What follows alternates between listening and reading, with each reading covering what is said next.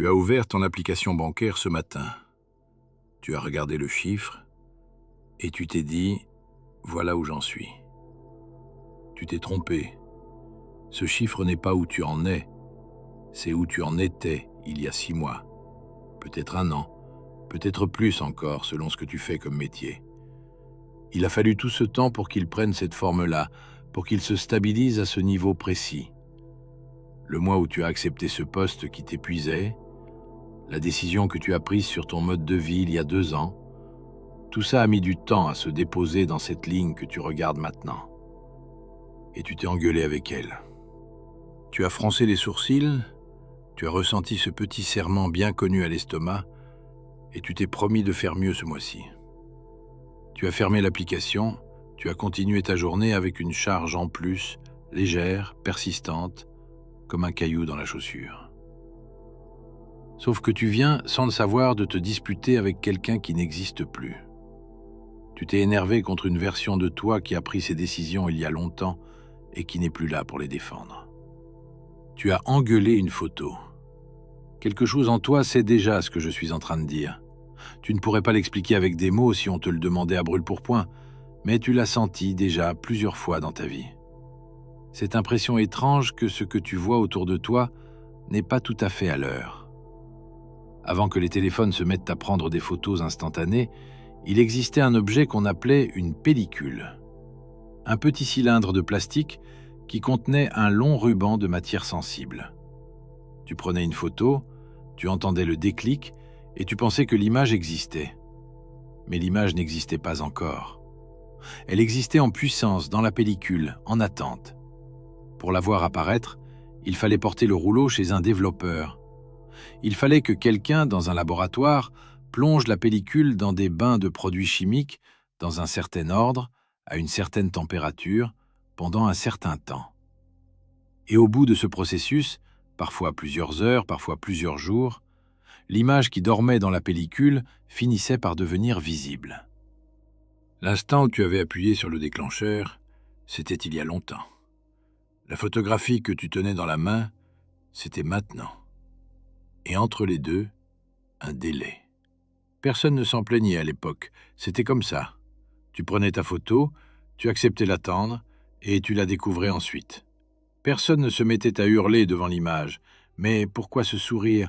Je n'ai plus du tout cette tête-là aujourd'hui. Tout le monde comprenait que la photo montrait un autre moment. Un moment passé. Ce que tu appelles ta vie, ta réalité, ce que tu vois autour de toi quand tu te lèves le matin et que tu regardes ton appartement, ton compte en banque, ton corps dans le miroir, les gens autour de toi, le ton de leur voix quand ils te répondent, tout ça fonctionne comme une pellicule en train de se développer.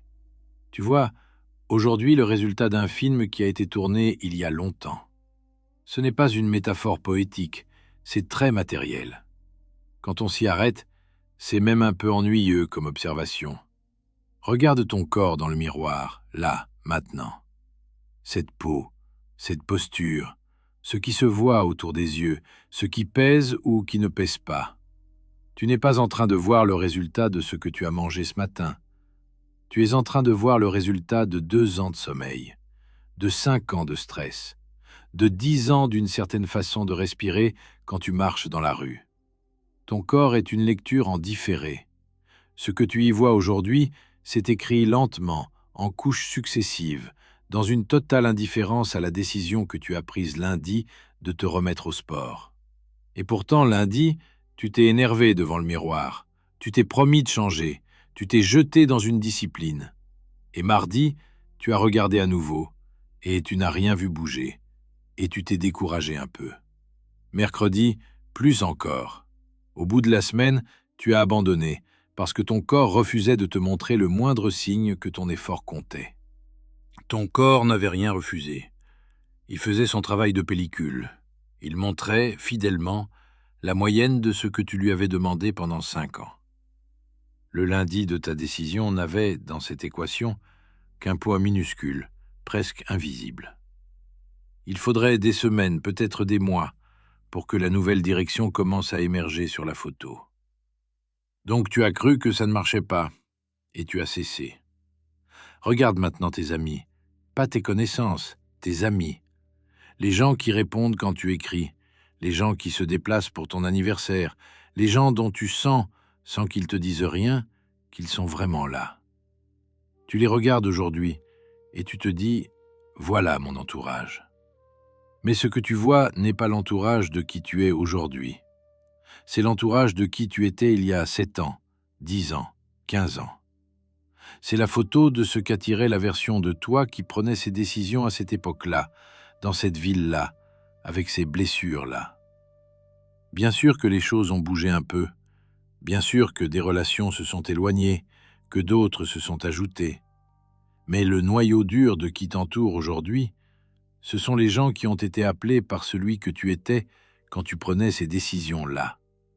Et certains, peut-être, ne te correspondent plus. Peut-être que tu le sens, sans oser te le dire. Ce groupe d'amis qui parle d'une certaine façon, qui rit d'une certaine façon, qui te ramène à une version de toi que tu as commencé à dépasser sans en parler à personne. Tu vois la photo, et la photo est en retard sur toi. Et puis il y a cette semaine précisément, cette journée, le temps de la conversation que tu as eue hier au téléphone avec ton père, le mail que tu as reçu et auquel tu n'as pas su quoi répondre, le silence que tu portes depuis dimanche dernier dans la cuisine quand tu prends ton café. Tu te dis « Voilà ma vie ». Mais ce n'est pas ta vie. C'est l'écho d'une vie qui a été tournée il y a longtemps. Tu en visites les images aujourd'hui, dans l'ordre où elles arrivent, et c'est ici en réalité que tout se joue. Pas dans le fait que tu regardes une vie en différé, dans ce que tu fais avec ces images. Il y a une chose étrange dans la manière dont on traite ce qu'on voit. On le prend au sérieux. On le prend pour de l'information sur ce qui se passe en ce moment. On l'engueule, on s'en plaint, on se réjouit, on se désespère. On bâtit son humeur du jour sur ce qu'on lit dans l'image qu'on a sous les yeux. Et c'est légitime. C'est ce qu'on fait depuis qu'on est petit. Quand on voit pleuvoir par la fenêtre, on prend son parapluie. Quand on voit un panneau rouge, on s'arrête. Le monde nous parle, en images, et on lui répond. C'est même ce qu'on appelle être adulte, prendre la mesure de ce qui est en face de soi. Mais ce que personne ne nous a appris, ou ce que personne ne nous a appris assez tôt, c'est qu'il y a 2 types d'images. Il y a les images qui parlent du présent, et il y a les images qui parlent du passé. Et qu'on les confond, sans arrêt, sans même savoir qu'on les confond. Le panneau rouge sur la route, c'est une image qui parle du présent. Si tu ne t'arrêtes pas, tu te prends ce qui arrive en face dans la seconde qui suit.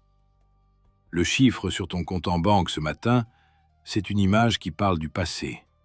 Elle a déjà eu lieu. Elle ne décrit rien de ce qui est en train de se passer maintenant. Et pourtant, tu réagis comme si elle décrivait l'instant présent, comme si le panneau rouge était posé devant toi à 7 secondes. Tu réagis au passé comme s'il était le présent. Cette confusion-là, elle s'est installée si tôt dans ta vie qu'elle est devenue une sorte de seconde nature. C'est pour ça que tu n'en sens pas le poids. C'est pour ça que ça te semble normal de te lever le matin et de scruter ta vie pour voir où elle en est. Tu crois que tu prends des nouvelles, tu ne prends pas de nouvelles. Tu consultes les archives. Imagine, juste pour voir, ce que ça ferait à quelqu'un qui passerait toute sa journée à lire d'anciens journaux en croyant lire le journal du jour. Au bout de quelques heures, il aurait une perception complètement déformée de ce qui se passe dans le monde. Il croirait que les vieux conflits durent encore. Il croirait que les vieux personnages sont toujours au pouvoir. Il vivrait dans un présent qui n'existe plus. C'est ce que tu fais avec ta vie, tous les matins, sans le savoir. Si tu vivais simplement dans une lecture en différé sans rien faire d'autre, ce ne serait pas si grave. Ce serait juste un peu absurde. Mais tu ne te contentes pas de lire, tu nourris. Ce que tu regardes en ce moment, dans la photo en différé que tu prends pour ta vie, ce sur quoi tu poses ton attention, ce que tu commentes intérieurement, ce que tu ressens en le regardant, tout ça est en train de devenir la matière première du prochain rouleau. Tu n'es pas un spectateur, tu es un développeur, en train de mélanger les produits chimiques qui vont faire émerger la prochaine image. Et tu mélanges, presque toujours, sans te rendre compte de ce que tu mélanges. Tu regardes le chiffre sur ton compte ce matin. Tu ressens un pincement. Tu te dis « Je suis quelqu'un qui n'y arrive pas ». Tu continues ta journée avec cette petite phrase qui flotte au-dessus de tout ce que tu fais. Tu prends tes décisions de la journée à partir de cette identité-là. Tu réponds aux mails avec cette identité-là. Tu marches dans la rue avec cette identité-là dans les épaules. Et la matière première du prochain rouleau, c'est ça. Pas le chiffre que tu as vu. Ton état devant le chiffre que tu as vu. C'est l'état qui se développe, pas l'image. La photo d'aujourd'hui ne dicte pas la photo de demain. Ton état devant la photo d'aujourd'hui dicte la photo de demain. C'est-à-dire que la situation, brutalement, est la suivante. Tu te lèves, tu vois quelque chose qui te déçoit, tu réagis à la déception, tu passes la journée dans cet état, et le soir, sans le savoir, tu as fabriqué les ingrédients pour qu'une déception du même genre apparaisse dans quelques semaines, dans quelques mois, sur la photo qui se développe en ce moment. La chose en elle-même n'a presque rien de spectaculaire, mécanique, ennuyeuse à formuler, sans drame particulier. Mais c'est ce qui se passe. Donc tu vois bien que le geste qui te paraît anodin, de vérifier, de prendre la température de ta vie, n'est jamais anodin. Chaque consultation est une posture, et chaque posture est une instruction donnée au prochain rouleau. C'est exactement à ce moment-là, en général, que les gens commencent à se débattre. Ils se disent « Mais alors, je ne peux plus regarder ma vie ? Je ne peux plus prendre conscience de là où j'en suis ? Je dois vivre dans le déni ? Non, tu peux regarder. Tu dois même regarder. Personne n'avance les yeux fermés. Mais il y a une manière de regarder et il y en a une autre. Il y a le regard qui prend acte. Il y a le regard qui s'accroche. Le regard qui prend acte voit le chiffre et passe. Il enregistre l'information, il en tient compte pour prendre les bonnes décisions, et il revient à ce qui se passe en lui maintenant. Il sait que cette image est une archive. Il ne s'engueule pas avec elle. Le regard qui s'accroche s'arrête. Il fixe. Il revient sur le chiffre 10 fois dans la journée. Il alimente une boucle qui dit « Ce n'est pas assez, ce n'est pas assez, ce n'est toujours pas assez ».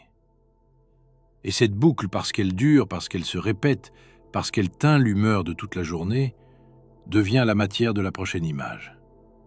Au bout du compte, ce n'est jamais le chiffre que tu retrouves dans la prochaine image. C'est l'état que tu avais quand tu l'as regardé. Il y a une vieille manière de regarder les choses qui vient d'une tradition très ancienne, très lente, très peu impressionnable. On appelle parfois le non-agir. Le mot peut prêter à confusion. Ce n'est pas l'absence de geste. C'est le geste qui ne lutte pas contre le courant. C'est le geste qui n'ajoute pas de la friction à ce qui se déplace tout seul. Le non-agir, c'est ce que fait l'eau quand elle rencontre un caillou. Elle ne se cabre pas, elle ne se révolte pas, elle ne reste pas plantée devant le caillou en lui demandant des comptes. Elle contourne. Et au bout d'assez longtemps, c'est elle qui aura raison du caillou, sans avoir jamais frappé. Quand tu regardes ton compte en banque le matin, tu peux choisir l'une des deux postures. Tu peux être l'eau qui contourne, ou tu peux être quelqu'un qui se cogne contre la pierre. La pierre, elle, ne bouge pas pour autant. Elle est déjà là. Elle est déjà ce qu'elle est. Mais ce que tu deviens dans ta façon de la regarder, ça bouge à chaque seconde. Et c'est là qu'il faut être précis, parce que c'est là qu'on se trompe. Le non-agir, ce n'est pas la résignation.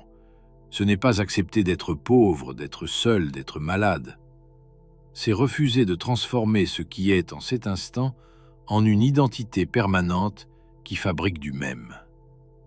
L'eau qui contourne le caillou ne dit pas « Je renonce à descendre dans la vallée ». Elle dit « Ce caillou n'est pas la fin de ma direction, c'est juste un caillou, je passe à côté ». Et elle continue. Et au bout de la vallée, c'est elle qui sera dans la rivière, pas le caillou. Toi, face à ton compte en banque, à ton miroir, au téléphone qui ne sonne pas, au silence de quelqu'un qui aurait pu écrire, tu peux faire le choix de l'eau. Tu vois, tu enregistres, tu ne t'arrêtes pas, tu continues vers le bas de la vallée, vers la version de toi qui est en train de devenir. Mais pour faire ce choix-là, il faut d'abord que tu vois ce que tu faisais avant. Et ce que tu faisais avant, et ce que tu fais probablement encore aujourd'hui sans le savoir, c'est que tu vérifies. Plusieurs fois par jour, parfois plusieurs fois par heure, ta main touche le téléphone avant même que tu aies décidé. Tu n'as pas voulu, tu ne l'as pas senti venir.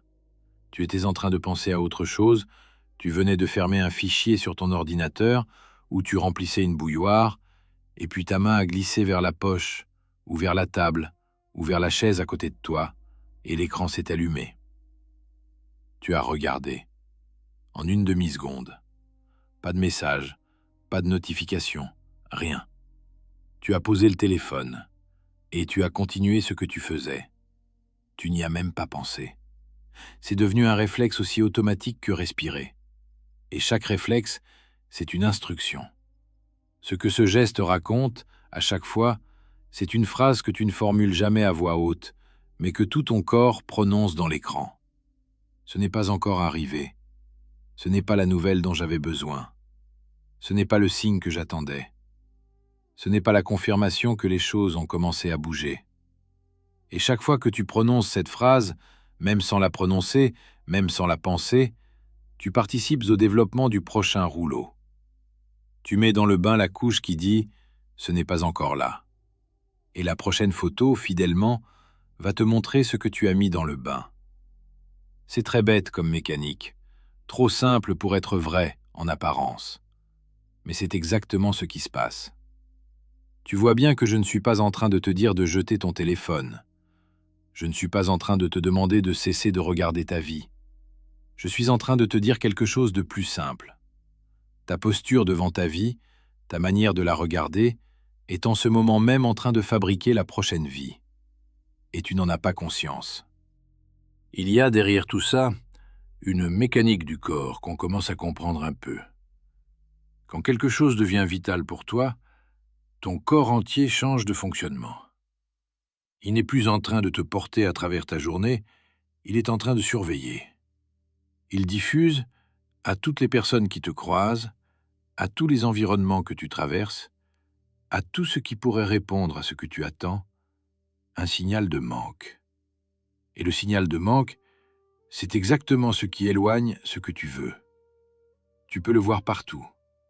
La personne qui rentre dans un entretien d'embauche en ayant désespérément besoin du poste.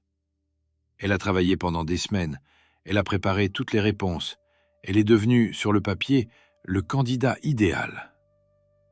Mais elle s'assoit en face du recruteur et quelque chose dans sa voix se serre. Ses mains s'agitent. Son charme, qu'elle a habituellement, disparaît.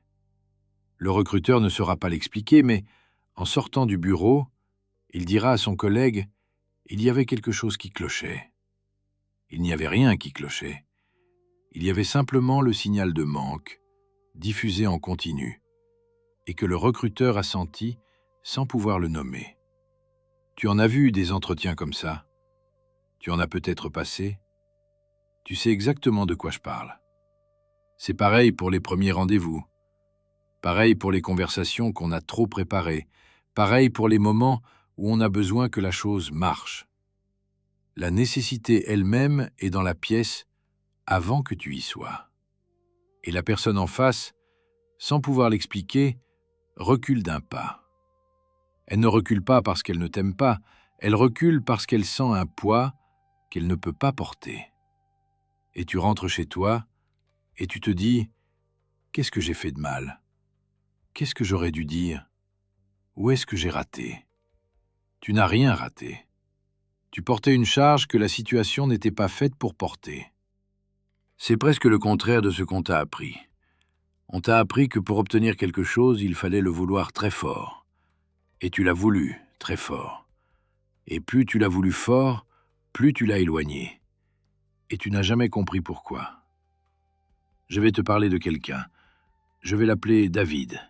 Ce n'est pas son vrai nom, mais l'histoire est vraie, je l'ai vue se dérouler. Et elle est, je crois, l'illustration la plus claire que j'ai jamais rencontrée de tout ce qu'on est en train d'examiner ensemble. David avait 43 ans quand son mariage de 12 ans s'est terminé. Pas dans le drame. Comme la plupart des longs mariages, dans une érosion lente qu'aucun des deux n'avait vraiment vu venir, jusqu'au jour où il a fallu se rendre à l'évidence qu'il n'y avait plus de sol sous leurs pieds. 6 mois plus tard, il s'est dit qu'il était prêt à rencontrer quelqu'un. Et David n'était pas un homme du hasard. David était un homme méthodique. Il a abordé son retour à la vie sentimentale comme il avait abordé sa carrière, avec rigueur, avec préparation. Il a lu des livres, il a écouté des podcasts, il est allé voir une thérapeute.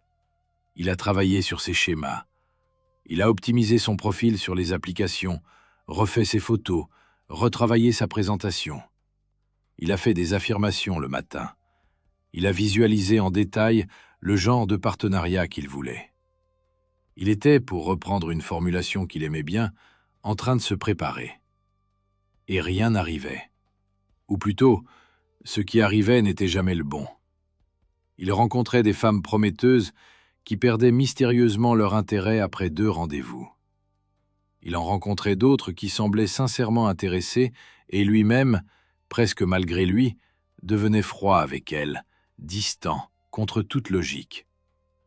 Il en rencontrait dont le moment n'allait pas, dont les valeurs n'allaient pas, dont la géographie n'allait pas. 2 ans ont passé, puis 3, puis 4. Au bout de la 4e année, David était devenu un homme d'une grande culture en matière de couple. Il pouvait expliquer son style d'attachement. Il pouvait te tenir un discours de 15 minutes sur ce qu'il avait appris sur lui-même. Et il était toujours seul. La solitude, en lui, avait cessé d'être une étape. Elle s'était installée comme une vérité. Il s'était mis à se dire le soir dans son appartement des choses qu'il n'aurait pas osé dire à voix haute. Que c'était peut-être pour lui, que peut-être il avait épuisé sa part, que quoi qu'il arrive, sa vie n'aurait plus la forme d'un partenariat. Il ne le formulait pas comme ça, mais ça flottait en lui, ça donnait à ses journées une teinte particulière. Et puis il s'est passé quelque chose qu'il aurait été incapable de prévoir. Ce n'était pas une rencontre ni une révélation, c'était une fatigue. Un samedi matin, en buvant son café, il a réalisé, avec une clarté qui l'a surpris lui-même, qu'il avait passé 4 ans à jouer le rôle d'un homme en train de se préparer pour l'amour. Pas l'amour lui-même, la préparation. Et qu'il en avait assez, non pas de l'amour, mais de cette préparation infinie. Il s'est arrêté. Il n'a pas supprimé ses applications dans un grand mouvement de renoncement. Il a juste cessé d'optimiser. Les livres sont restés sur l'étagère. Les conversations intérieures sur sa disponibilité émotionnelle se sont tues d'elles-mêmes. Et la question matinale, est-ce qu'aujourd'hui serait le jour, a disparu sans qu'il s'en rende compte. Il n'avait pas décidé qu'il en avait fini avec l'amour. Il avait décidé qu'il en avait fini avec la vérification quotidienne de son arrivée. Pendant les 3 mois qui ont suivi, il est retourné aux parties de sa vie qu'il avait laissées de côté. Il s'est remis à peindre. Mal. Il avait peint dans sa vingtaine et il avait abandonné. Il a recommencé. Il a emmené sa fille faire de longs trajets en voiture sans programme. Il a lu, pour la première fois depuis des années, des romans véritables, pas des livres de développement personnel déguisés en romans. Il a laissé son appartement être un peu en désordre.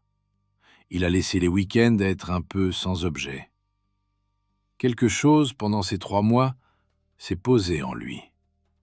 Il n'aurait pas pu le fabriquer.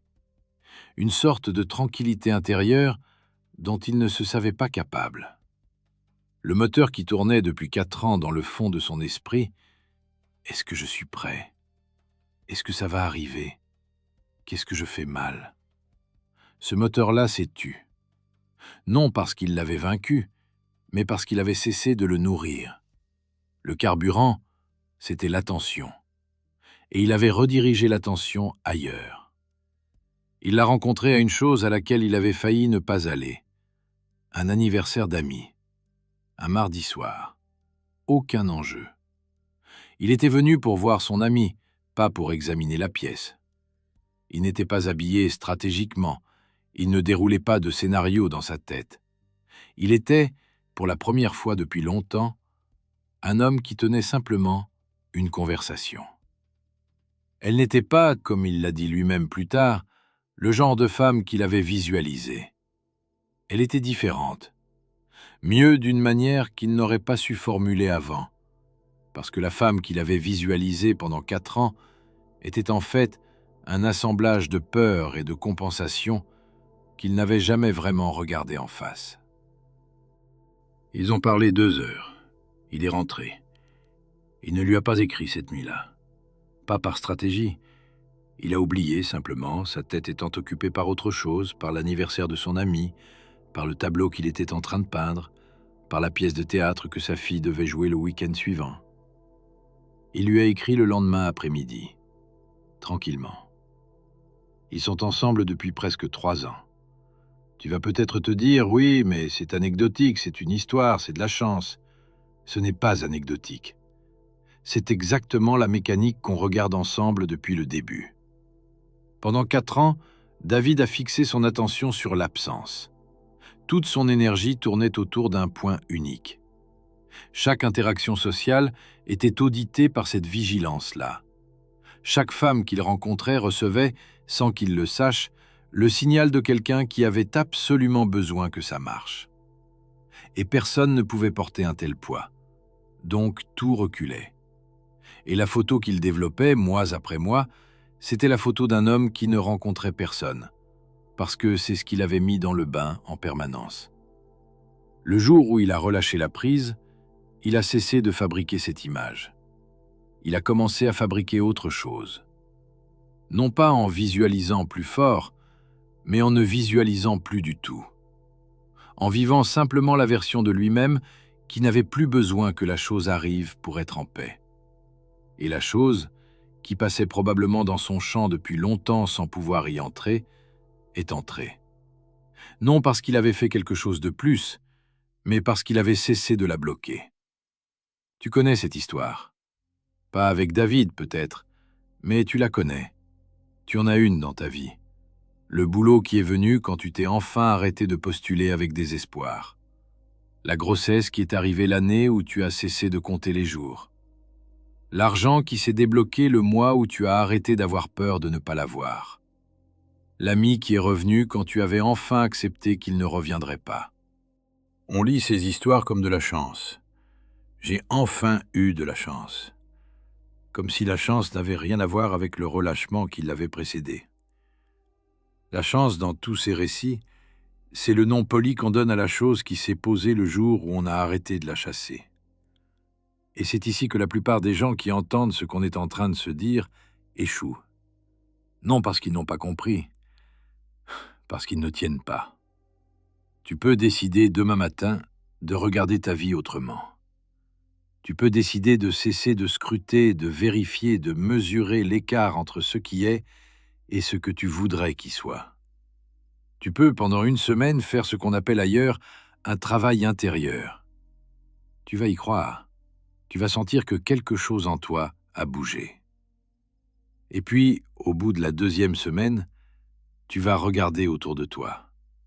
Tu vas inspecter ton compte en banque, ta vie sentimentale, ton corps, ton travail, et tu vas constater très objectivement que rien n'a changé. La photo en face de toi est strictement identique à ce qu'elle était 2 semaines plus tôt. Et c'est là, exactement à cet endroit-là, à cette seconde-là, que presque tout le monde abandonne.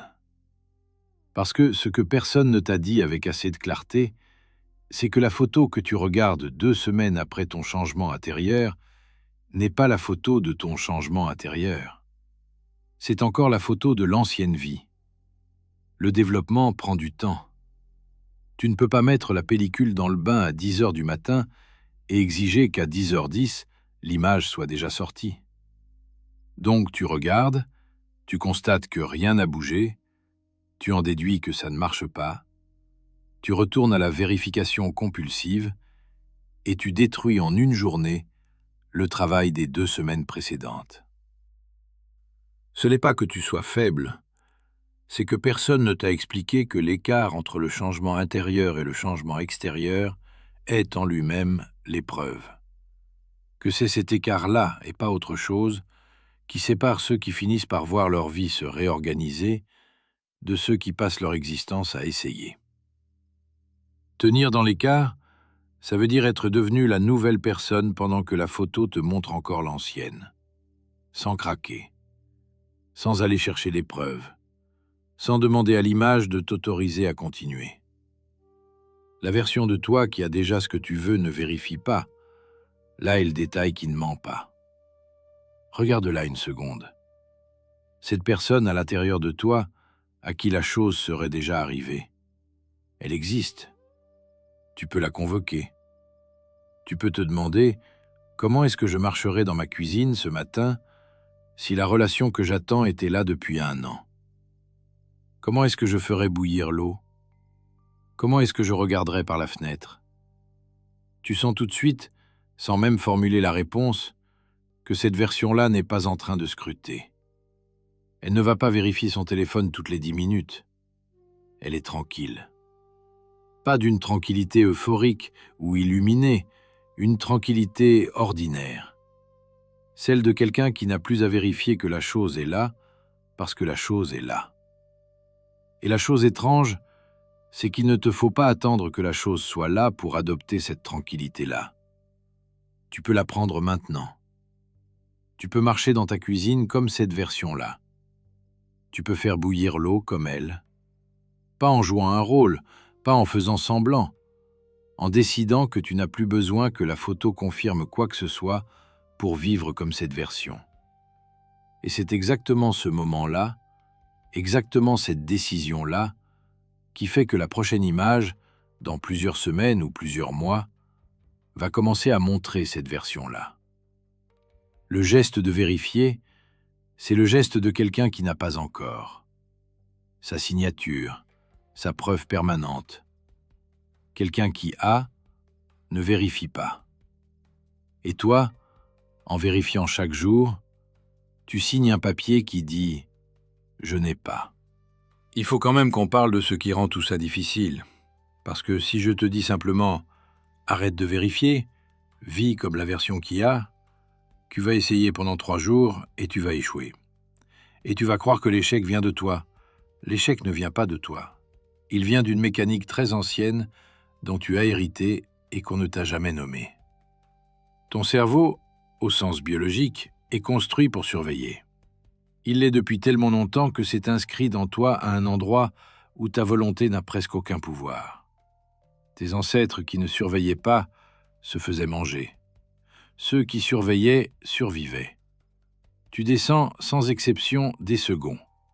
Et l'instinct qui leur a sauvé la vie dans des forêts pleines de prédateurs est maintenant en toi, dans un monde où il n'y a plus de prédateurs, et il s'est rabattu sur d'autres objets. Ton compte en banque, tes messages, ton corps dans le miroir, le silence d'une personne qui aurait pu écrire. Donc, quand je te dis d'arrêter de scruter ta vie, je ne te demande pas de te discipliner. Je te demande de désactiver une architecture neuronale plus vieille que le langage. Ce n'est pas un petit changement. Ce n'est pas quelque chose qu'on fait par décision le mardi soir en regardant son plafond. C'est un déplacement qui se fait lentement, par installation progressive d'autres choses, jusqu'à ce que la surveillance finisse par ne plus avoir lieu, simplement parce qu'elle n'a plus à avoir lieu. Et il y a aussi tout le reste. Il y a la culture dans laquelle tu as grandi, qui t'a appris dès l'enfance à confondre l'attention avec l'inquiétude. Regarde comment les mères, dans presque toutes les cultures, manifestent leur amour. Par la préoccupation, par le souci, par le téléphone qu'on passe à l'enfant pour vérifier qu'il est bien arrivé. On t'a fait croire, à un niveau si profond que tu ne t'en rends même plus compte, que celui qui ne se fait pas de soucis n'aime pas. que celui qui ne surveille pas est négligent, que le sérieux d'un projet se mesure à l'angoisse qu'on a pour lui. Donc, quand on te dit de tenir à quelque chose sans le serrer, tu entends « tiens-y moins ». Parce que dans la langue dans laquelle ton corps a été élevé, le seul moyen connu de tenir à une chose, c'est de la serrer. Tu n'as pas de vocabulaire intérieur pour tenir sans serrer. Il faut le construire de zéro, et ça prend du temps. Ce n'est pas une excuse, c'est juste un constat. Quand tu vas échouer, et tu vas échouer, ne mets pas l'échec sur ton compte personnel. Mets-le sur le compte d'une architecture millénaire qui ne se laisse pas modifier en 15 jours. Reviens un instant à l'image du début. Le rouleau de pellicule, le bain de produit. L'image qui dort dans la matière et qui prend des heures, parfois des jours, à se laisser voir. Imagine que tu sois dans un laboratoire et que tu sois celui ou celle qui s'occupe du développement. Tu as devant toi plusieurs bains et tu dois choisir, à chaque seconde, dans lequel laisser baigner la pellicule. Si tu la mets dans le bain de l'inquiétude, l'image sera ce qu'elle sera. Si tu la mets dans celui de la déception, idem. Et si tu la mets dans le bain de la tranquillité, l'image émergera autrement. Tu es ce laboratoire, à chaque minute, sans le savoir. Ce qui défile autour de toi en ce moment, ce que tu vois, ce que tu touches, ce que tu reçois, c'est l'ancienne image qui finit de se développer. Tu ne peux pas la changer. Elle est ce qu'elle est. Elle viendra à son terme dans ses derniers détails dans les semaines qui viennent. C'est fini. Mais la pellicule, la suivante, est en train, en ce moment, de prendre les premières instructions. Et ces instructions ne sont pas le contenu de tes affirmations ni la beauté de tes visualisations. Ce sont les états dans lesquels tu passes tes journées. C'est ton humeur de l'après-midi. C'est la manière dont tu fermes une application bancaire. C'est la phrase que tu te dis sans la formuler quand tu poses ton téléphone après avoir constaté qu'il n'y avait rien. Tout ça est en train d'être pris. Donc tu peux comprendre, j'espère, sans que je doive le souligner 3 fois, que ce qui change ta vie n'est pas un grand geste. Ce n'est pas une décision spectaculaire, c'est dans le petit, dans le silencieux, dans le presque rien, le choix de la posture que tu prends devant la photo en train de te montrer ces dernières images. Le choix est très simple. Tu vas regarder ce que tu vois. Tu n'as pas le choix sur ça. Mais tu as le choix sur la posture que tu adoptes en regardant. Tu peux engueuler, tu peux constater, tu peux te désespérer ou prendre acte. Tu peux vérifier 10 fois ou regarder une fois et passer. Aucune de ces postures n'a d'effet sur ce que tu vois maintenant. Mais toutes ont un effet total, complet, sur ce que tu verras dans 6 mois. Il y a quelque chose que je voudrais te demander de faire ce soir, juste avant de dormir. Pas comme un exercice, pas comme une discipline, comme une expérience. Tu regarderas la journée que tu viens de vivre. Les conversations, les moments, les petites contrariétés, les petites joies, les petites attentes. Et tu te demanderas simplement, sans juger, quelle photo j'ai été en train de développer aujourd'hui sans m'en rendre compte. Si tu fais ça honnêtement, sans te raconter d'histoire, tu vas commencer à percevoir quelque chose. Tu vas voir que tu as passé un certain nombre d'heures dans un état que tu ne choisirais probablement pas si on te demandait clairement « Veux-tu que cet état devienne la matière de tes 6 prochains mois ?» Tu dirais non, bien sûr que non. Mais tu y as passé l'après-midi, sans le savoir. Cette prise de conscience-là, cette toute petite prise de conscience, c'est suffisant. Tu n'as pas besoin de plus, ni d'un plan, ni d'une méthode. Tu as besoin de remarquer simplement ce que tu es en train de mettre dans le bain. Et au début, tu vas le remarquer trop tard. Tu vas avoir passé 3 heures dans un état et tu vas seulement t'en rendre compte au moment où tu vas te brosser les dents. Très bien, tu l'as remarqué. C'est un grand début. La prochaine fois, ce sera peut-être 2 heures, puis 1, puis 30 minutes. Puis, à un moment, tu seras capable de remarquer dans l'instant que tu es en train de fabriquer de l'absence et de choisir, doucement, de fabriquer autre chose. Tu ne le feras pas tout le temps, tu ne feras peut-être pas la majorité du temps, Mais chaque fois que tu le fais, tu changes une couche du prochain bain. Quelque chose en toi sait déjà tout ça. Tu n'as rien appris ce soir que tu ne savais pas au fond dès le début. Tu n'avais simplement pas les mots pour le tenir. Tu ne savais pas que ça avait un nom, que ça avait une mécanique, que ça pouvait être regardé en face. Maintenant tu le sais. Et tu sais aussi que ce que tu vois ce soir, en t'éloignant de ce que tu écoutes, en marchant jusqu'à ta cuisine, en regardant ton plafond avant de dormir, est l'écho d'un film tourné il y a longtemps. Ce film va finir de se développer. Tu ne peux rien y faire. Mais il y en a un autre qui commence, là, en ce moment, dans la posture exacte que tu prends en écoutant ces dernières phrases. Alors la question que je voudrais te laisser, et que tu peux porter avec toi pour la nuit, n'est pas « qu'est-ce que tu veux que ta vie devienne ?» C'est une question trop grande. C'est une question qui te perdra. Elle est trop pleine de tout ce que tu n'as pas, de tout ce que tu attends, de tout ce que tu surveilles. La question est plus petite et beaucoup plus difficile. Qu'est-ce que tu es en train de développer en ce moment précis, sans le savoir, dans l'état où tu es? Personne ne peut répondre à ta place. Et la réponse, quoi qu'elle soit, est en train de se déposer, en silence, dans la matière de ce qui va t'arriver. Merci.